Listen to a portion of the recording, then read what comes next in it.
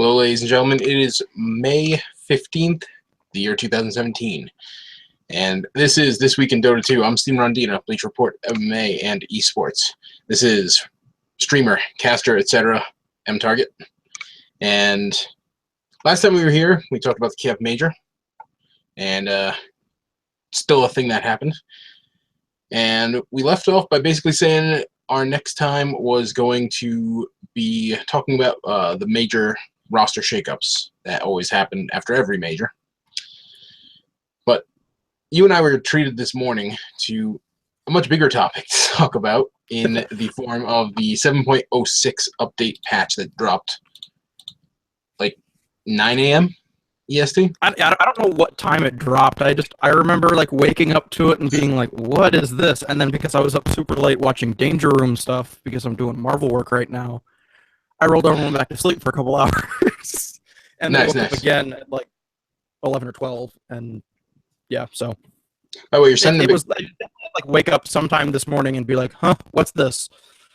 And you're actually sounding a little bit, patch notes. It's sounding a little bit crackly right now. All right, let me check my mic.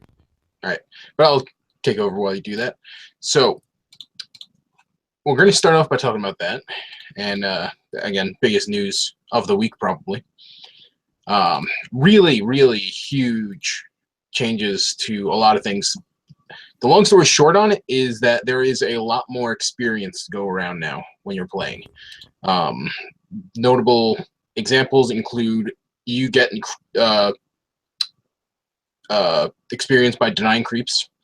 You can, or there are more creeps that spawn in the mid lane now. You get an extra melee creep. They removed all the different respawn timer reduction skill tree talents. No, just the no. Mr. Grady, you said that. I misheard. Oh, okay. No, I thought I heard you say just cooldown reduction, and it's like, no, those are still there, but you said respawn. We're good. Yeah, speaking about like the minus 35 seconds respawn timer skill tree, those are all gone. Jungle respawns top of every minute once again. Back to pre 7.0. So again, long story short is much more experience to go around now, which kind of touches on a subject that I've talked about a few times and I tweeted about this morning, which is that they want the games to be shorter. Agree, disagree?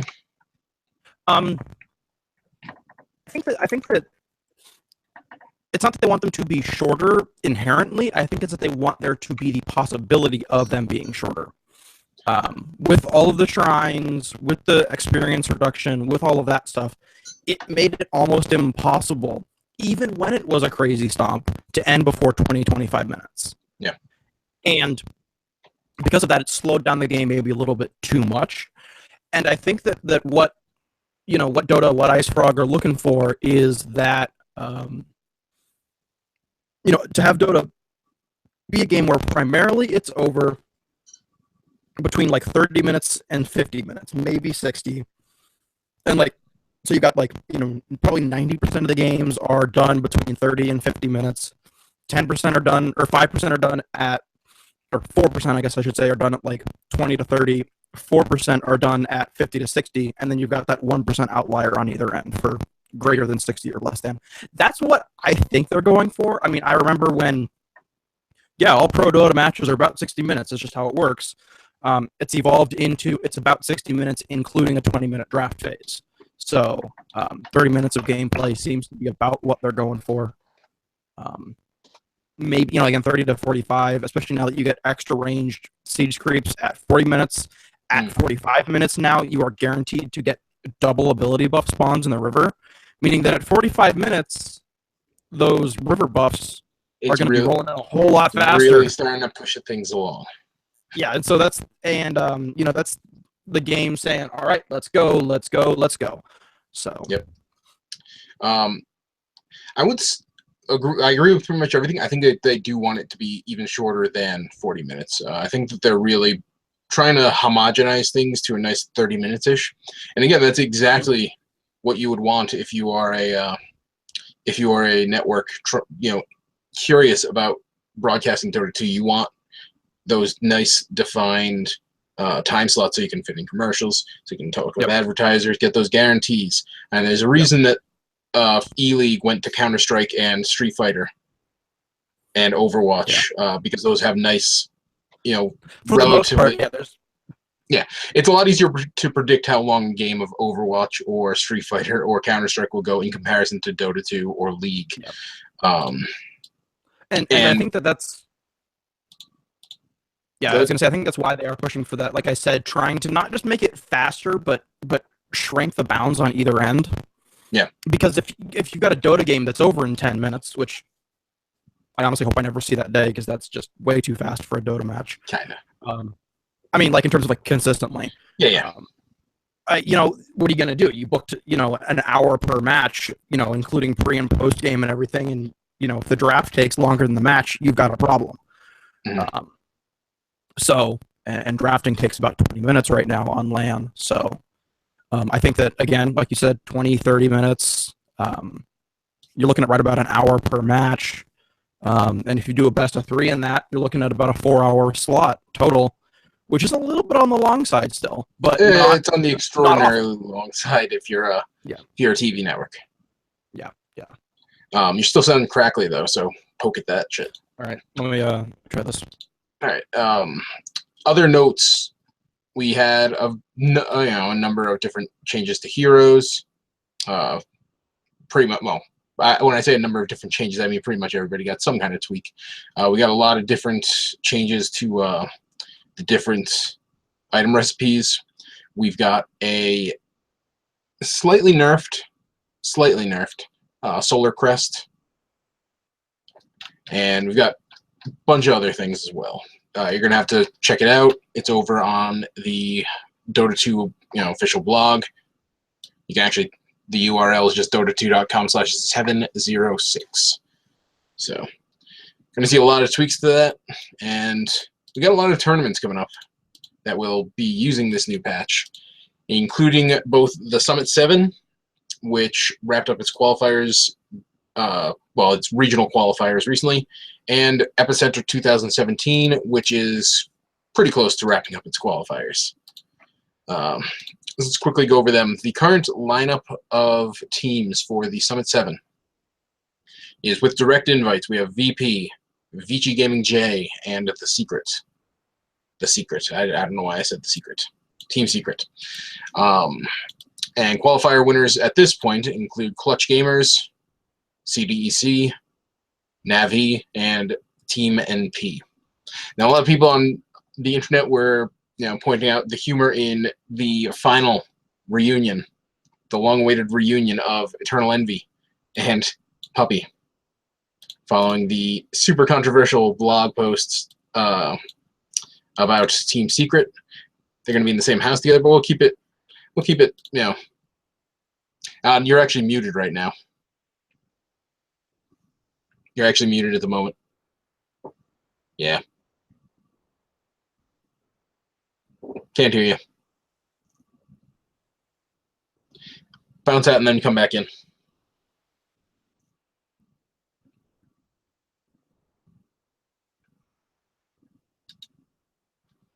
But we're a classy show. We're a classy show here at This Week in Dota 2. So we'll keep it above board, and we'll just focus in on the actual esports type stuff. Welcome back. Thank you. We can hear you. You sound better. You sound great. That's good. All right. You have a better microphone than I do. It's got to be Google Hangouts. Something about Google Hangouts and my system just don't like each other the first time. They do tend to freak out. Google Hangouts as a whole. Yeah. Like, I don't know what it is, but we are far still from better than alone having Skype. issues. Still better than Skype. Anyway, so keeping it classy. Not gonna make crack wise about Puppy and Eternal Envy in the same house for a week. Well, to note though, it's going to be EE and Pylai Dai, who have both played with Puppy. Yes, they're reunited on Secret, because I think Fada and Puppy played together as well, but not like the same kind of thing. I'm actually really excited to see Navi on LAN again. Yeah, I was about to say, pretty. How much of an upset would you say that is? Because it was looking pretty bad for LAN. Let me see if I can look at the. Yeah, it wasn't a crazy European qualifier pool. Yeah, because you had Empire, Mouse Sports, Pro Dota, Ninjas in Pajamas on Group A. And Group B was Alliance, Na'Vi, Vega Squadron, and Cloud9, who disbanded. We can talk about that later. Na'Vi beat Team Empire twice to get here, and they beat Alliance. And Alliance has been looking kind of weak lately. So, for a while now. Yeah, I mean, and when I say lately, I mean they've looked weak for the last year. And they have moments of oh, maybe they're coming back, and then they just don't. And Team Empire did look good. Team Empire looked good today as well in Mr. Cat, but Na'Vi making it doesn't surprise me, particularly when Virtus Pro and Team Secret have both been invited to, directly. There's not, OG is not interested in playing at the summit right now because they're prepping for TI.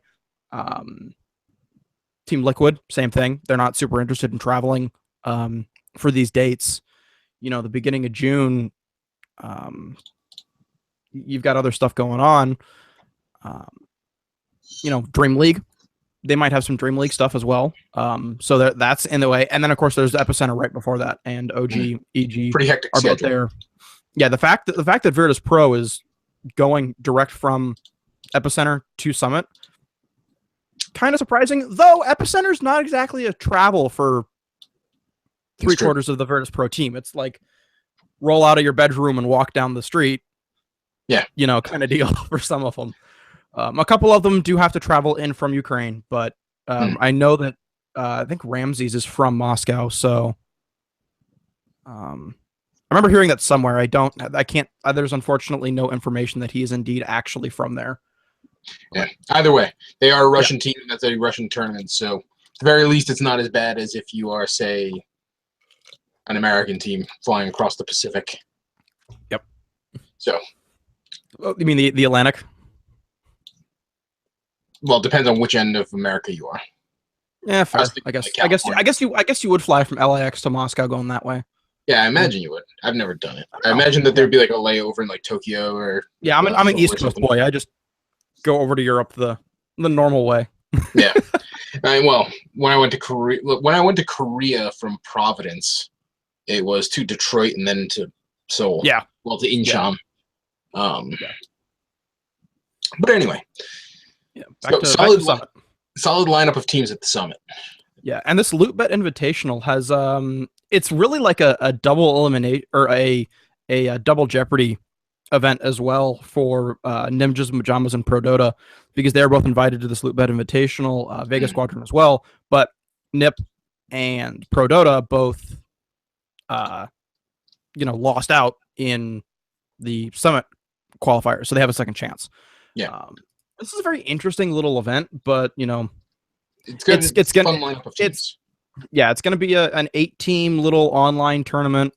The nice thing is that it's gonna be you're gonna have one person going to Summit. You've got some other people going to some other events. So there's plenty going on there. And it's been fun to watch that. And Summit's always nice and laid back. Only rarely does it have major issues in terms of other things. Yeah. Though I asked about Na'Vi being an upset, and real upset was CDEC. Boys over in CDEC ended up running through the field more or less. Went through winner's bracket, ended up knocking off IG, ended up knocking off, they ended up knocking off Vici Gaming, they ended up knocking off New B, and they finished by knocking off LGD. So, yeah, I mean, they rolled through that. Yeah, I mean, newbies, it's been a while since they've won any really big tournaments, right? Outside of China, yeah. Yeah.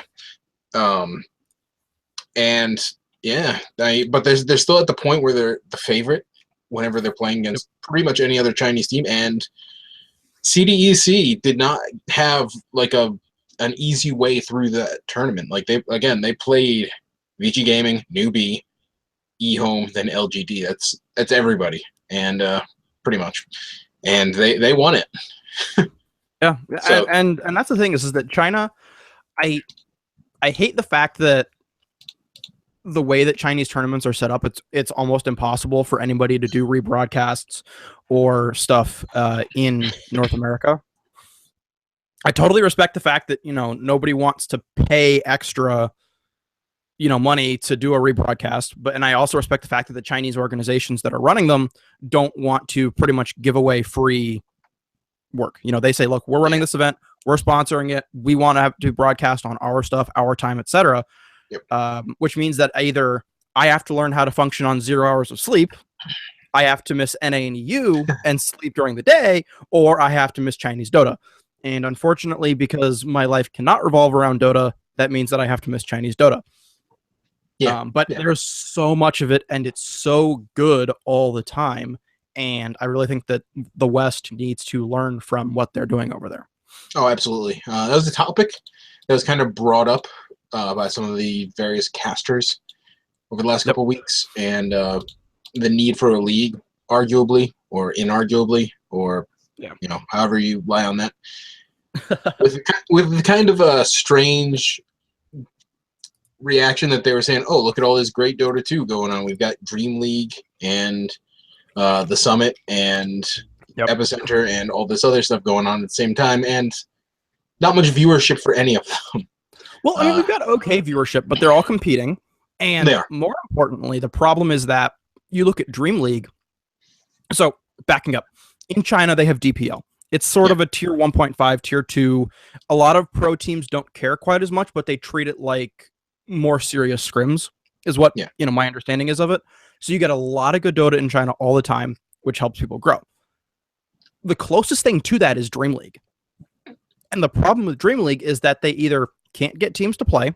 Evil Geniuses and OG are like, sorry guys, but we don't want to commit to then have to back out. Or you get teams that say, yeah, sure, we'll do it. And then they back out because they get invited somewhere else. Looking at U Alliance this year, and there were 3 teams that did it for season 6. So you can't have, like, if you're let's pretend I'm a billionaire, because, clearly I'm not, but let's pretend that I am here. If I'm a billionaire and I love Dota and I want to make a league, I'm going to look at Dream League and go, nobody in the West can actually commit to this stuff. So why should I bother? Yeah. I'm going to go throw a single time LAN event. It's going to be less expensive. It's going to be less commitment because you're committing to 1 week of insanity, not 3 months. And you're done. And that, by the way, ladies and gentlemen, is why Riot and E-League sell actual commodities of like a piece of the ownership of a league or some other, I can participate in this league. I have a valuable item right here. Yep. That's why they do that, and that's why they actually get the teams. Yeah. So and again, there's lots of ways around it and working with it, and the problem or not problem, depending on how you look at it, is Dota is still a player-focused esport, which I love. I totally enjoy the fact that it's, you'll see teams walk away from orgs because the team thinks that they can win better if they change things up outside of their contracts. Yeah, I love that. But on the other hand, it makes some growth things difficult. That said, if we're okay with, viewership decreasing in English but increasing in other languages, I don't mind that, Russian viewership is through the roof. That's great. Yeah. Because guess what? Russia's important, guys, especially in Dota. And then we've got TI and we still have the majors. And I mean, is everything perfect? No, but Dota's not going anywhere right now. As long as we're aware that it's different and it's going to need to tweak some things if it wants to try and explode and get the energies and the Echo Foxes, then that's fine. Yeah, I mean, I would contend that it's definitely different, and that's not necessarily a bad thing, but I do think that they are, at the very least, close to the ceiling that you can get to at this point. Oh, definitely. And if Dota wants to stay there, that's fine. Yeah, and I mean, I have no problem if Dota became a tier 2 esport. If everything else just surpassed it. It's also worth noting that Riot Games makes a whole lot of money off of, professional league. They claim that they don't. They claim that they don't. Either way, a lot of the revenue for their company comes from that, even if they don't actually make even if they don't, which they probably do, but whatever. Either way, Valve, their bread is buttered by Steam. Valve makes a lot of money on Dota, though. They do make a lot of money on Dota, but that's still probably not that much, or not even the majority, like not even close to the majority of where their money comes from. Oh no, it quite possibly wouldn't be. I mean, oh no, I mean, in comparison to getting a cut of every Steam transaction there is. Totally. But now, I mean, you know, they would be a bazillion-dollar company just by keeping Steam up. You know, if Dota exploded and if Dota just ceased to exist, they would keep going, no problem. Oh yeah, no, Dota 2 is definitely, it's functional, and Valve, it's like their pet project. You know, they all love it. They say so. But you know, if you look at you know, the Battle Pass, you know, $9 million prize pool already, so $2 million base, so make that $7 million. 25% of all Battle Pass proceeds go to the prize pool, meaning that there have been another $21 million just spent on Battle Pass things that go to Valve directly for prep for TI, for all that other stuff, for, you know, paying for the players, paying for that staff, which probably makes the rest of, you know, it also probably goes towards the other majors. And that makes Dota self-sustainable as far as Valve is concerned. Yeah. So Valve fine with that. Primary thought is that Valve doesn't necessarily need to change things with Dota 2, because again, it could cease to exist and they'd be fine. If competitive league disappeared, that's a much bigger deal for Riot. Oh, League would be in such a bad place. I mean, they argue that they wouldn't be, but like, especially when you look at Korea and China, if competitive League of Legends disappeared in those two countries, Tencent would be feeling it. Oh yeah, which is insane when you think about how big Tencent is. Yeah, so. Just like these Chinese hedge funds, like Tencent, they literally have warehouses of money. I went to business school. They literally have warehouses of just paper currency in boxes. They are stupidly, like obscenely, you can barely even imagine how rich they are. Like, you know, like in Breaking Bad, there was the scene where he just has like, you know, a gigantic cube of cash, and all of his bodyguards are Bryan Cranston's bodyguards are like jumping on top of it. They have a warehouse of those. They have warehouses of those. Like Tencent is extraordinarily wealthy, and they spent a lot of money on Riot. They want Riot to go for a long time, and Riot makes their money off of League of Legends. And yeah, again, long story short, Valve doesn't necessarily need Dota 2. It's nice, but they don't necessarily need it, and as such, it's probably less of a priority than for say them compared to other devs. Yeah, on the Valve hierarchy of priorities, keeping Steam working is much higher. Making games, you know, keeping Counter-Strike running. Let's be honest, etc. And then Dota 2 somewhere down there. But anyway, something's looking pretty good. Something's looking pretty good. Once again, for those who missed it, the lineup of teams is Virtus Pro, Vici Gaming J, Team Secret being invited. SEA qualifier is Clutch Gamers. Chinese qualifier is CDEC. Navies is your European qualifier, and Team NP. Navi is your Navi qualifier. yeah. Pretty much, let's be honest here. Yeah, pretty much. Team NP is your Americas qualifier.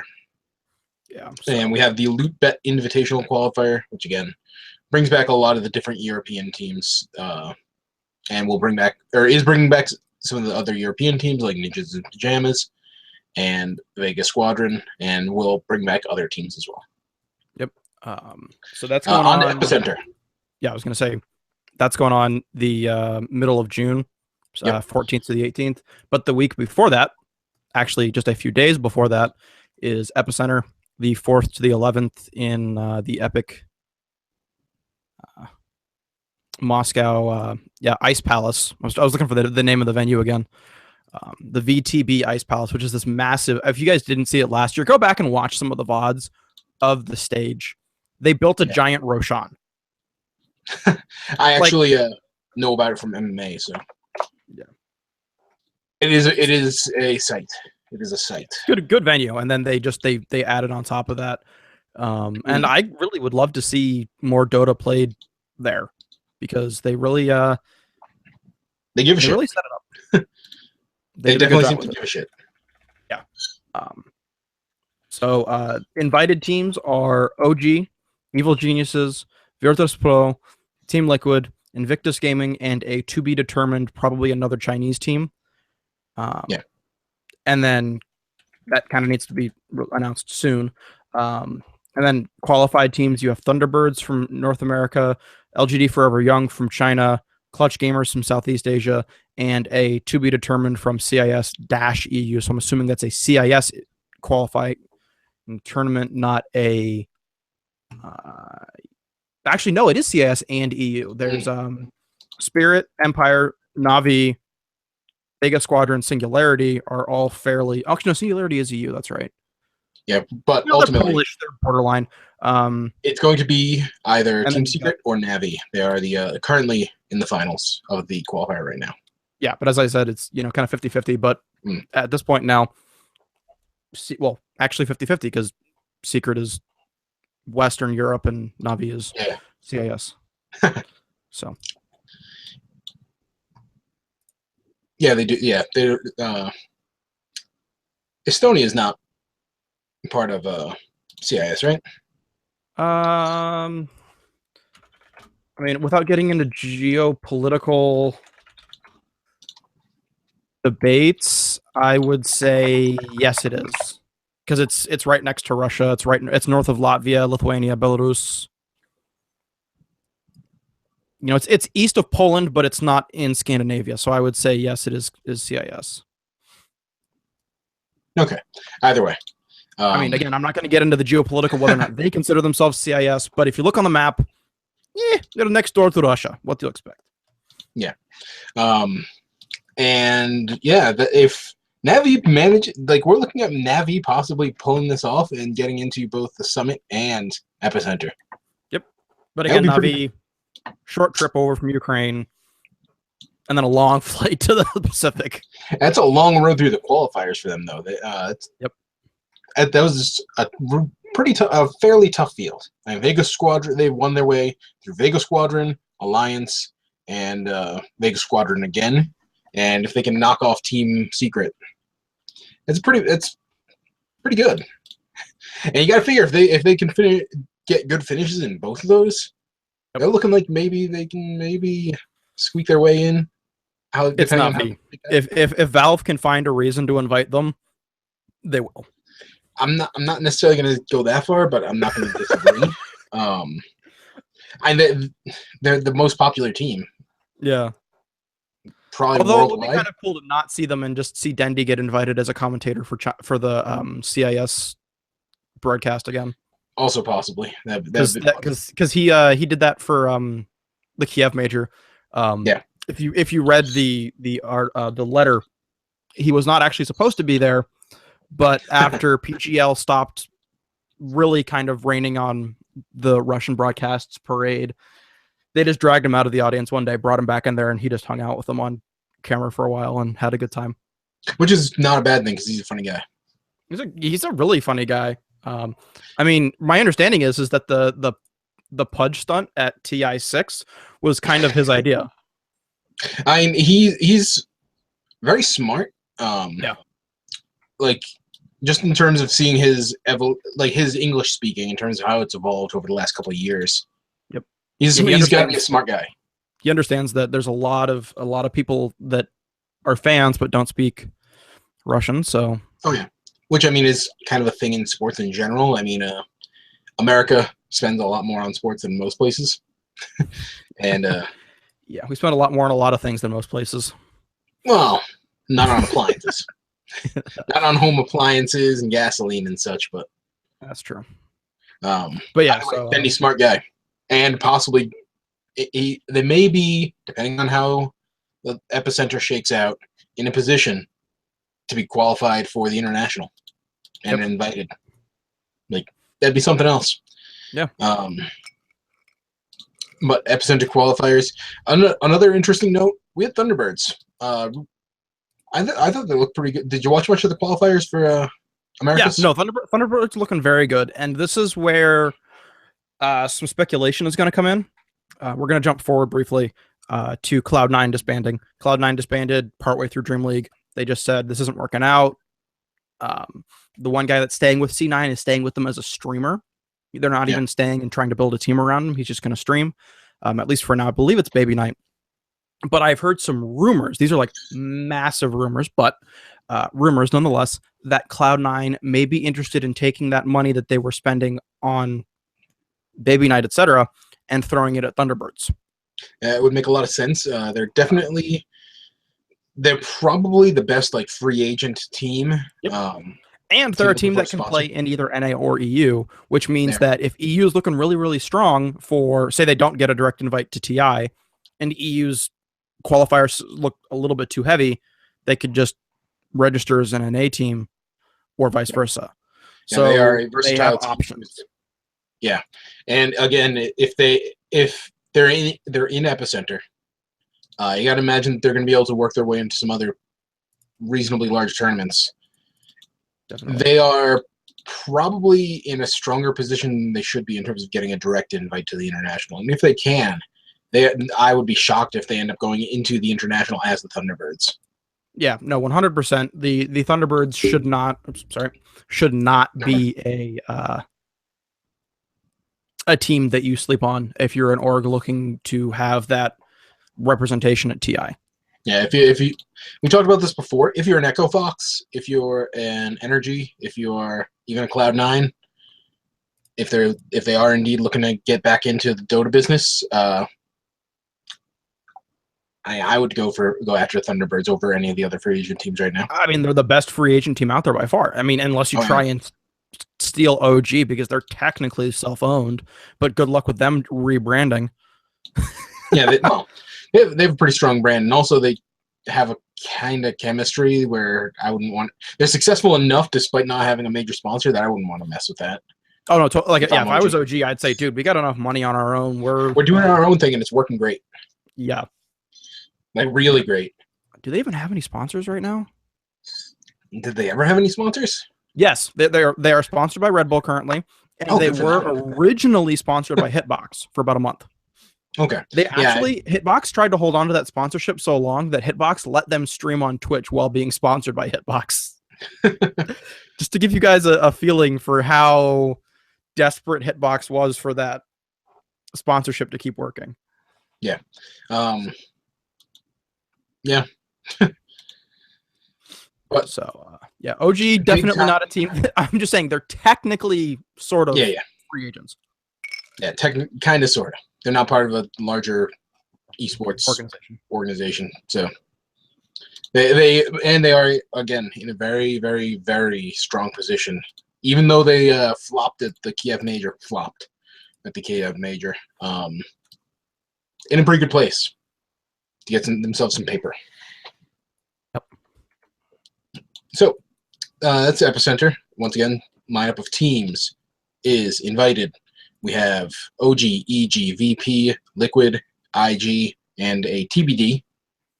And qualified teams are Thunderbirds, Clutch Gamers, LGD, Forever Young, and the winner of the CIS EU qualifier, which will be either Secret or Navi. So that's going to be a fun tournament when it comes up. The main event starts on June 4th and will run for a week. And now let's quickly scan over some of the roster changes that we've had, because we've had a few of them. We haven't had the apocalyptic wipe that sometimes happens. It's been a calmer insanity, I think is probably the best way to put it, because what happened was a lot of teams broke down before Kiev. It was spread out. Yeah, and so you had a lot of the breakdown pre-Kiev, like NP reforming now doesn't sound that insane, but they did completely fall apart. What? Which team? NP? Yeah, NP. They completely fell apart right before Kiev, so it's like a 3-month rebuilding process instead of a 3-week rebuilding process. And so they have Pielidae, Fada, and what was the third person they added? That's it, isn't it? I thought that there were only 2 of them. That the current lineup is Eternal Envy, Yep. Fada, MSS, Yep. Aoi, Pielidae. that's right. Yeah, MSS and AOI did stay. At one point, there was rumor that MSS was leaving. So, but 1437/Rose and SVG are both out. Yep. Got to figure that they won't be out for too long, even if they find themselves like a temporary team. yeah, I would expect to see them either picked up as analysts, 14, or really coaches, not proper analysts. The only proper analyst in the scene right now is Kipspol, but Rose was pretty good as a commentator in Kiev. Yes, he was. And I liked AUI as well. I agree. I agree with that. They were both good. I think AUI was a little bit better, but that was because he seemed more comfortable on the camera.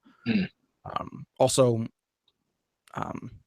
Rose is still working with some minor accent things that he was obviously aware of. Yeah. And I always feel badly for people who are made aware of their accent by the viewers, because it's like he is aware of the fact that he has that accent. You do not need to bring it up and be a jerk about it, because quite frankly, most of us complaining probably couldn't even talk in front of a camera. No. Like, no, those things are. I struggle with it, and I'm doing it right now. Jesus Christ. Yeah. No, it is terrifying on an analyst's desk. Oh yeah. And I mean, yeah, it's really tough. It's tough. It's so really tough. So they killed it. They'll be great wherever they end up. And again, if they don't end up on a team, coaches, etc., would be great. Yeah, they'll find work. Yes. Long story short, would you disagree with my saying that Pielidae and Fada represent pretty much 100% on paper upgrades? Yeah. I want to say yes, but there's a piece of me that's holding me back on the upgrade from AOI to Pielidae. Now, if I agree that they are 100% upgrades in the bigger picture by shifting EE off of shot calling and allowing AUI to do more of that. Excuse me, not AUI, Pielidae. Because Pielidae is a great shot caller, great support, good to go all around there. AUI, I like a little bit better as a position 4 than Pielidae, but AUI is a super greedy support, so yeah. When he plays support, because he was playing carry at the time anyways. So I think that the overall slightly shifting where everybody's playing and inserting Fada and Pielidae is overall an upgrade, yes. Yeah. Obviously, again, this is Dota 2. 5 2s don't necessarily make a 10. You can have 5. That's not really funny. Yeah, it is though. If you like, I don't know why that, but like you said, like 5 2, and I literally thought of a team of 5 position 2 players. Oh, and like how bad that would be. So like it would be very bad. Yeah, and that's God knows that we have enough pub games of exactly that. Yeah, it's called playing pubs, where you get 5 melee carries. Yep. But anyway, so you can have 5 talented players and not necessarily have a good team. And I would say that Team NP with Rose and SVG they overachieved. Agree, disagree? Yeah. I think that as a whole, they definitely overachieved. I think that individually, they all played at about their potential, but they shouldn't have meshed quite as well as they did, quite frankly. Yeah, again, they had good hashtag synergy. Yes, it was again like we mentioned before, rotating positions a little bit and reinserting players. I think NP will do better. Again, not saying that AUI and Rose were even the players that needed to be pulled, but I think that this is a very good composition. So, yeah, but I think that this is on paper a stronger lineup of players, and on paper a better arrangement for how those 5 players are. E in the hard 1 spot, and AUI back to a greedy-ish support spot. That's good. I don't know why I keep saying that AUI got pulled, because he's still there, but yeah, you know what I'm talking about. We're good. Yeah. But going to be interesting to see how they work out. again, chemistry may or may not work out, but I'm liking the look of that team. Yeah, no. So Chuan. IG. He is actually on VG Gaming. Okay. Isn't he? Yeah, he's on VG Gaming. Yeah, so. Yeah, he left Newbie Boss in April. What a shock that team didn't work out. Again, what is that team? Yeah, it's kind of a thing. Not really though. Right now. Which is kind of a shame. Shaway, Ferrari, and Axe all deserve to be on better teams. As soon as they bumped Axe, an actual good player, yep, and replaced her with Old 11, I think it was. Yeah, and then that was kept aboard. That was not the team's fault. That was her parents' fault. Oh, so, right. Because she's under 18, her parents said, "We don't want you playing at a LAN. We don't want you traveling."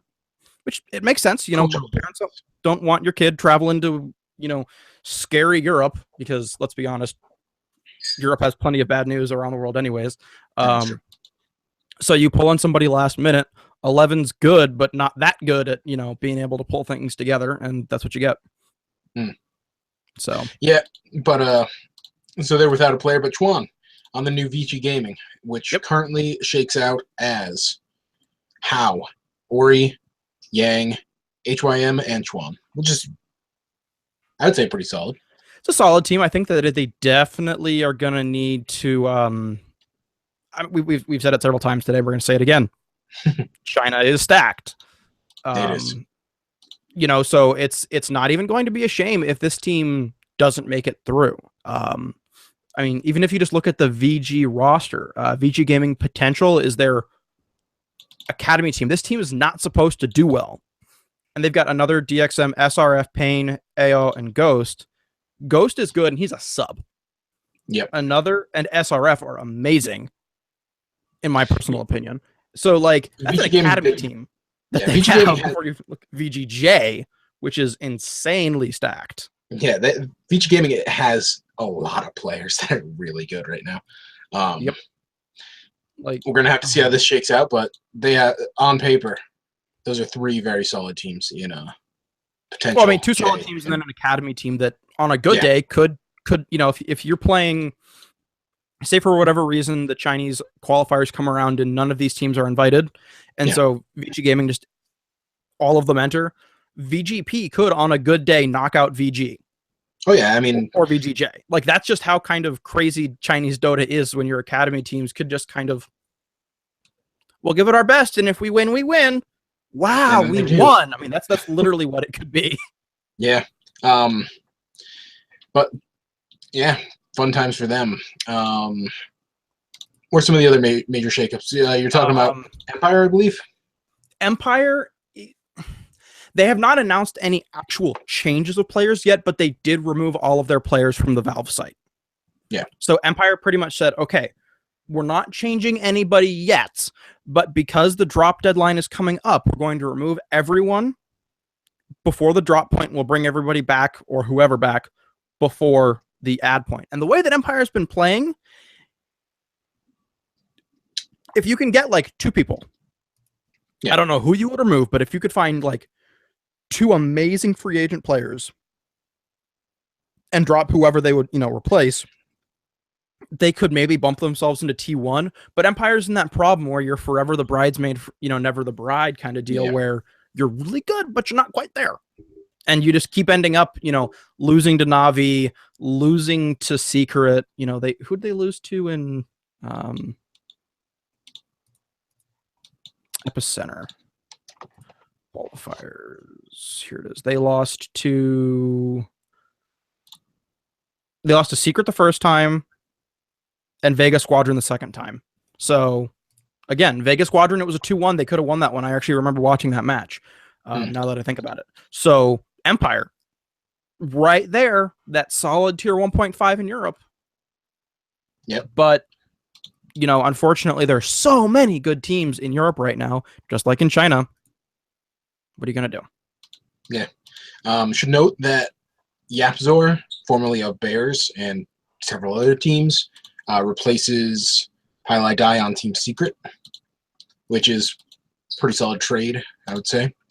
And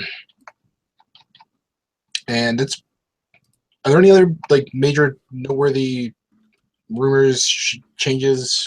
We already talked about Yeah, I think that's it. we talked At this about point. C9. We talked about NP. We talked about Empire. We have not talked about Fnatic. Fnatic tweaked some people. Oh, right. And there's a couple other Southeast Asia changes that have not been like made official yet, but rumors are flying. Yeah. We're gonna see a lot more of tier 1.5 stuff that, again, gotta wait and see. Yeah, we're gonna see a lot more over the coming couple of weeks. So stay tuned. But that's where we are at this point. Yeah. And do we have any other topics to talk about? I mean, Mr. Cat's going on right now. It's a smaller event. $50,000 prize pool, all online. But it's been very hilarious to watch, right now, because the players are learning all these crazy new recipes and everything else. And a couple guys have made the wrong item on accident because they bought something and it auto combined. Yeah. It's like, oops. So that's hilarious. And also, on a more serious note, in case you don't follow Dota except for this somehow, say you're not on the Dota Reddit, you're not on Dota Twitter. You have a very strange YouTube account. Yes. I don't know. Maybe they followed you from MMA.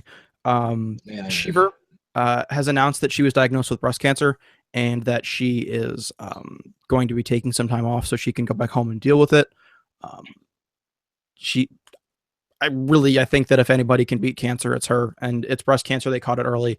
So our thoughts are with her and her family. And, we're going to miss her, but there's obviously a very good reason why she's not doing events. But if you, are on Twitter, she has said that she appreciates all the tweets saying that, we're rooting for her and everything else. I know a lot of people who got into Dota because they saw her commentating. Yeah. A lot of women have said, hey, she's a great, I think I can do this too. Yeah, and she is definitely one of the better, probably one of the best, like in terms of actual commentating fundamentals. Yeah. She's good at her job. And definitely. And she's super flexible at what she does too. She does analyzing, she does commentary, she does hosting. She hosted Shanghai Major on 24 hours notice. Yeah, she can do it all. And it's a lot harder than it sounds. Yeah. She makes it sound easy. So again, keep her in your thoughts, send her well wishes through whatever social media channels you use. Yeah. Yep. Get well soon. Indeed. Yep. And so that's going to be it today. That's going to be it. All right. We'll be getting to get back together at some time, probably a week or two. Probably going to be talking about any other roster changes that happen. Probably going to do a preview show for the Epicenter, and going to start rolling things out. Go ahead. Yeah. If we do a show like the very end of May, beginning of June, we can do a show right after or before, right after the SLI Invitational and the Manila Masters, which are coming up actually in a week and change, maybe during the Zotac Cup, and that will be right before the Dream League NA starts, or actually right after, excuse me, but then right before Epicenter and Dota and Summit. So it would be probably expect us right around the beginning of June. Okay. Yeah. So look for us in a week or 2 weeks, probably. We'll be getting in all that stuff he just said. So tune in next time. Like, follow, subscribe, other YouTube things. Follow us on Twitter at Rondina, at MTarget product. MTarget product. So see ya.